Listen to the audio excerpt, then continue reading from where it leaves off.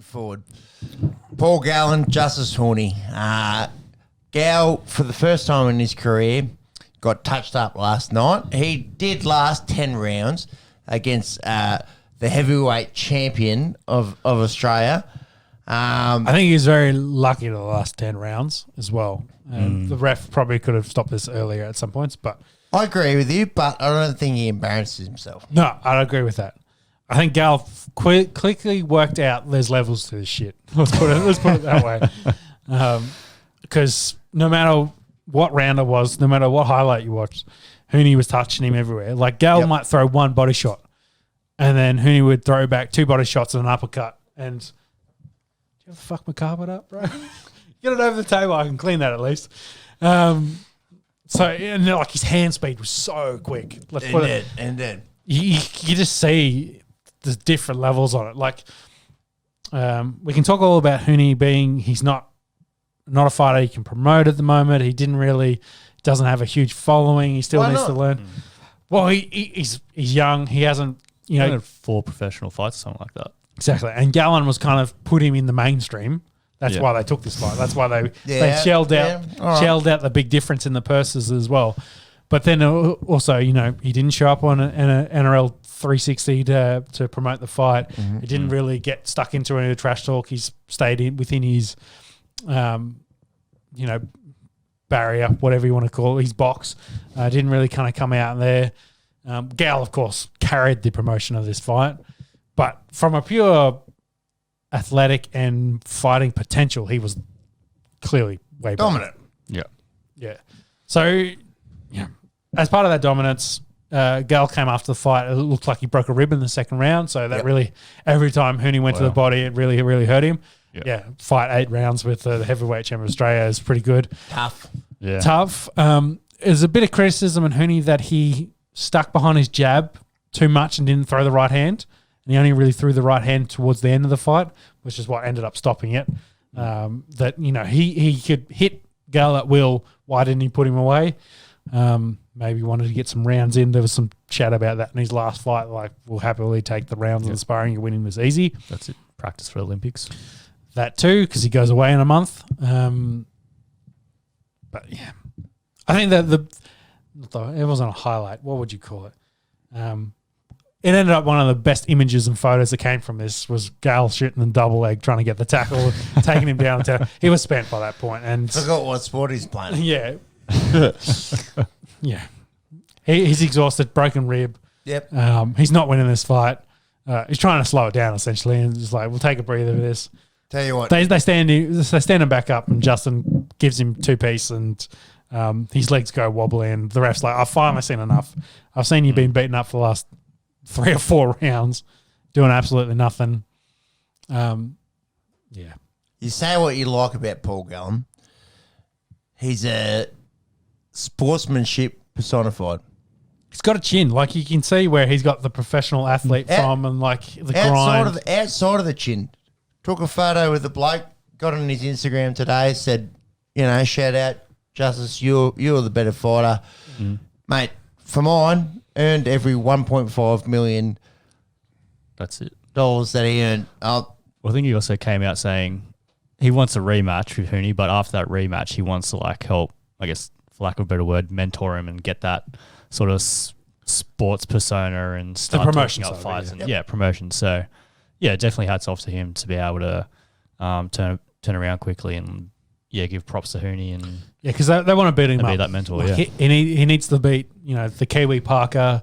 He needs to then go up into the level. So then, if he wants to compete against the top heavyweight dudes, get in that conversation with, let's call it the big 3. Well, it's a big 2 with the third one who's been third wheel at the moment. And we'll get to that in a minute.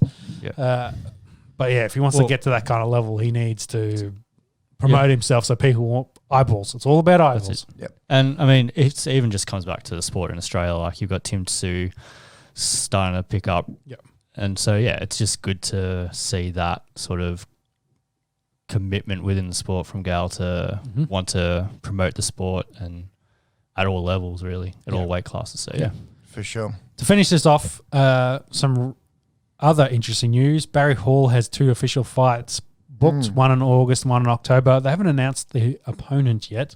There's also always been talked about the rematch with Gale, Sonny Bill Williams for either one of these two as well, but there's something happening in the prize fighting former football player world. Let's put it that way. It's our equivalent of poor YouTube stars and TikTokers, isn't it? Yeah, footy players, boxing, 100%. Yes, yeah, it's the same. Yeah.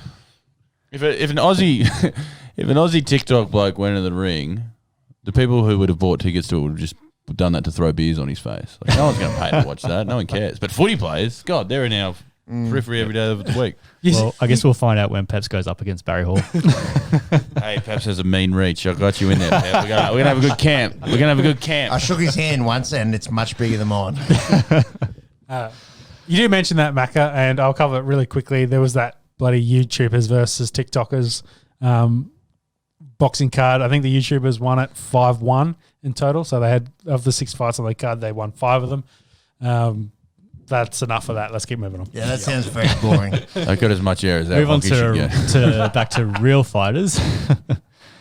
Tyson, Fury, and Deontay Wilder. Yeah, so they had their first official press conference. The fight's in July the 24th. What was interesting about this was Wilder didn't take any questions. He sat there with headphones on the entire time. His trainer answered all the questions. Then they had a 5-minute face-off. It was 5 minutes, 33 seconds or something like that. Ridiculous. Tyson's there with his gut hanging out, his jacket off. He's actually trying to put on weight. He's trying to get to 300 pounds, so 130 odd kilos. So I think they're talking about. He's talking about, I want to put on the weight. I want to finish Wilder early. He's no good. Like he hasn't learned anything from the last fight. I've improved so much. I'm going to go out there and staunch him. But the face-off, man, it's probably one of the weirdest press conferences of all time. Just strange, hey. I copped it. It was I'm pretty sure it was a Guinness World Record for face-offs. Probably more of a staring contest than anything. They literally stood here for 5 minutes and looked at each other.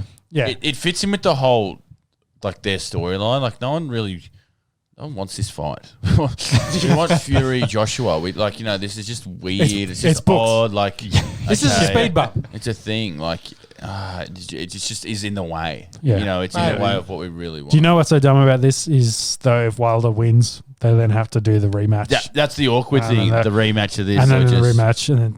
So if you're a fan, you just everyone's backing Fury for this. You want Fury to win so you can get the Joshua fight. If Wilder wins this, then it's an endless loop. It's a big L.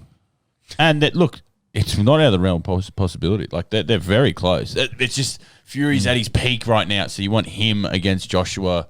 When they're both fit and firing, it'd just be so cool for the sport. But I love how they stand here for about 3 minutes. Yeah, it's a long time. It's a long time. But after about 3 minutes, then both teams come out. So then there's like 30 blokes on the stage just around each other.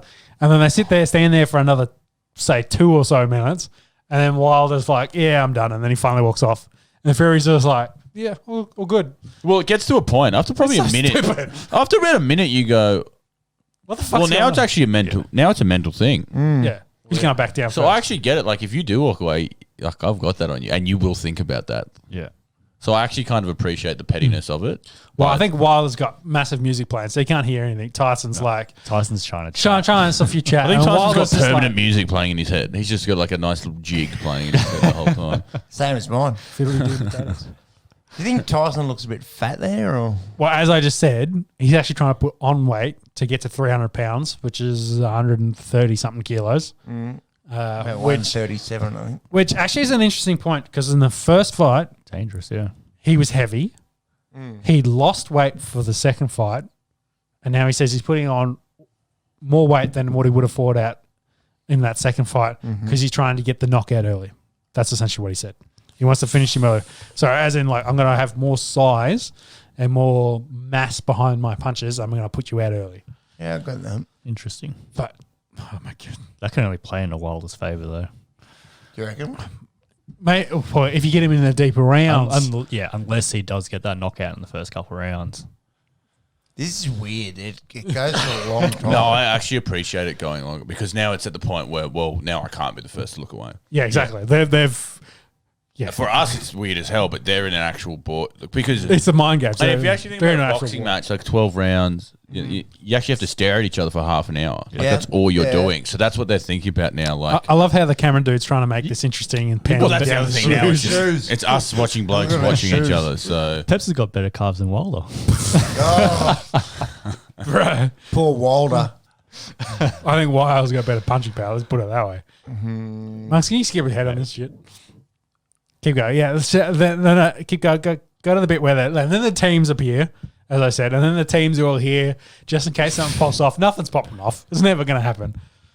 But then now there's shitloads of bloke on this stage just watching these guys just staring at each other. How good's the fucking mask on the chin? Yeah. And Fury starts walking up and down, and then Wilder finally puts on the glasses and then walks away. yeah, that's massive. That's so big. Like you reckon? Fury. Yeah, I reckon that's huge, man. He stays there, like he's trying to prove the point. Now, It's like, this is good. This is the easiest thing he's done for the last 3 minutes. Is stand. He's like, oh, how Yeah. good. yeah, I'm still here. I'm still I'm good. still here. You've come to me. Yeah, I'm just taking it easy. That's What's going on, massive. Benny? No, once you pass about a minute, I reckon you've got to just stay there until the other blokes move. Yeah. He looks like a fat dad. I think that's his beauty, Peps. He's just a fat dad. Yeah. Yeah. Yeah, and guess who's stronger always? Dads. Dad's strength. That strength is wild. We still have a month as well. Anyway, we got 6 weeks. Exactly. How tall is Fury? He's over there. He's 6'7". 6'8". It might even be 6'9". He's tall. He's very big. 6'9", nice.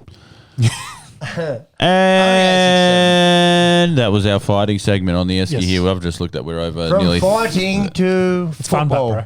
from fighting to football. Football. The football It's has one and the same, isn't it? yeah, isn't it? Really, well, it depends where you're playing, isn't it? Really, if you want to be one of those Southerners there, you play nice, pretty ball. But if you want to come up north here, we'll play proper fight and stuff. That's good. Oh, my That's God. good quality Good here gear. on the. That's good gear. Soccer's Mark- actually leaped the golf. So We'll get to your Monks. Do you have a height on? 200. No. 2.6 Meters. Meters. What's that equate to, Peps? 2.6 meters. 2.06. 2.06. he's 9 feet tall. The tallest man that ever lived. 2.06, 2.06. which equates to what in feet? 206 centimeters. What does that equate to Yeah, in that's stupid the measurements? one. That's It's why very place value is key, It's kids. like 6'9". 6'9". That's what I thought he was. 2.6. That's good. That's good gear, son, isn't it?